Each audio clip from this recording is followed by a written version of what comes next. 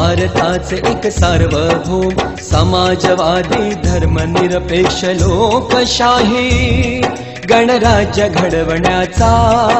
व त्याच्या सर्व नागरिकास सामाजिक आर्थिक व राजनैतिक न्याय विचार अभिव्यक्ती विश्वास श्रद्धा व उपासना यांचे स्वातंत्र्य दर्जाची व संधीची समानता